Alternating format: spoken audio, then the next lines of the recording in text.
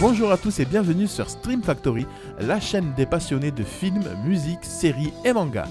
Alors aujourd'hui on va faire une petite review de la nouvelle série Capitaine Tsubasa ou Olivier Tom, champion de foot. Alors la vidéo va se décomposer en 3 parties. La première partie où je vais rapidement vous raconter ce qui se passe dans cet épisode. On va un petit peu analyser, je vais vous donner mon avis et à la fin je vais mettre une petite note. Alors vous le savez, pour ceux qui suivent Capitaine Tsubasa depuis 1986, c'est un manga iconique du maître Yoshi Takahashi. Alors dans ce premier épisode, on voit un petit peu tous les débuts. Au tout début de l'épisode, on voit Olivier enfant, on voit un petit peu tout ce qui se passe dans sa vie, le fait qu'il ait été sauvé d'un accident de voiture par son ballon, oui, ça, et c'est ça qui a donné le goût du football à Olivier.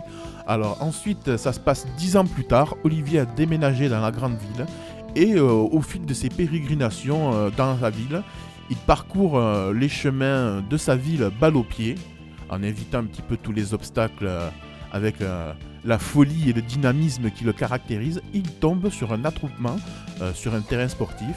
Tout plein de jeunes sportifs entourent la vedette de la ville, un petit peu, le futur grand gardien Thomas Price. Alors ils voudraient un petit peu tous pouvoir s'entraîner sur le terrain de football, mais Thomas Price l'a un petit peu accaparé à lui et il leur lance un défi. Celui d'entre vous qui marquera un but, quelle que soit sa spécialité, quel que soit le sport qu'il pratique, eh bien la personne qui marquera le but aura le droit de s'entraîner sur le terrain. Et donc plein de personnes arrivent. Alors il y a des rugbyman qui tirent, il y a des tennisman, il y a des volleyeurs, des handballeurs, des basketteurs, et personne n'arrive à battre Thomas Price. Thomas Price dans les bars, je vous explique, c'est un félin. Il bloque tout. Et c'est sur cette activité qu'Olivier arrive. Il voit un petit peu tout ce qui se passe de loin, de derrière la grille, et il voit vraiment que Thomas Price est un félin, il bloque tout, balle de tennis, balle de golf, même un lanceur de javelot, oui, le mec lance un javelot sur Thomas Price, et Thomas Price le dégage d'un coup de pied normal. Alors ça y était pas dans l'œuvre originale, et ça rapporte un petit peu de mythologie, et un petit peu de mythologie au personnage de Thomas Price. Et donc, sur ces entrefaites, Olivier va faire connaissance de son futur ami et de son futur coéquipier, Bruce Harper, et un petit peu en discutant et chemin faisant, Olivier va demander mais qui est ce gardien et où habite-t-il? Alors, Bruce Harper va l'amener un petit peu sur une montagne qui surplombe la ville, et on voit en contrebas la maison de Thomas Price.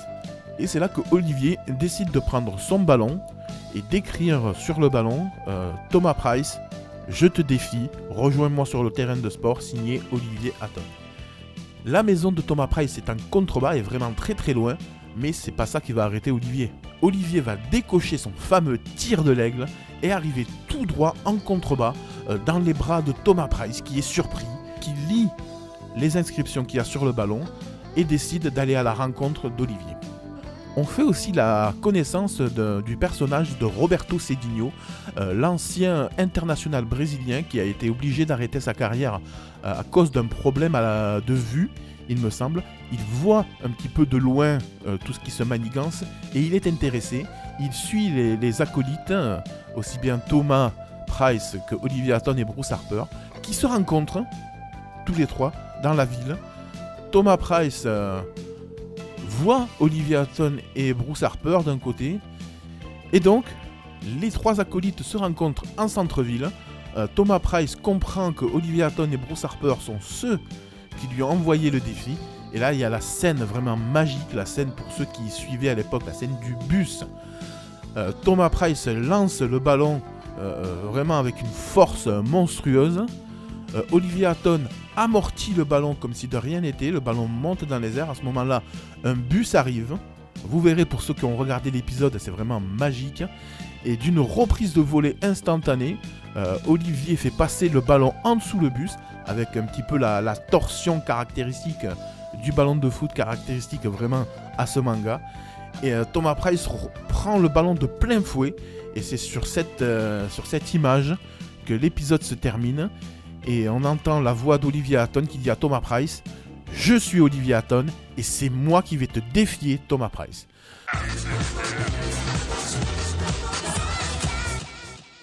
Donc on va passer à la partie analyse. Je pense vraiment que c'est pas un reboot que pour faire du reboot. Je pense qu'il va y avoir autre chose après. Pour ceux qui connaissent Dragon Ball Z Kai, c'était vraiment pareil. C'était le reboot avec des graphismes vraiment un petit peu plus soignés, qui collaient un petit peu plus à l'œuvre originale. Et à la suite de ça, on a eu des films Dragon Ball et on a eu la nouvelle série Dragon Ball Super. Et je pense que là, ils vont faire pareil. Ils font un reboot pour voir si ça a un petit succès. Et derrière, ils feront la suite. Alors pour terminer, je mettrai à cet épisode, je mettrai la note de 8,5. Alors pourquoi je ne mets pas plus? Il y a vraiment tout, presque tout dans cet épisode. Il y a les graphismes qui sont super soignés, il y a le scénario qui est vraiment propre. Il me manque juste un tout petit truc pour avoir vraiment le tout petit truc de nostalgique de l'époque. Et bien c'est les, comment je pourrais dire, c'est les musiques d'accompagnement iconiques de cette manga. Et elles ne sont pas là. Alors peut-être qu'elles viendront plus tard dans les épisodes à suivre.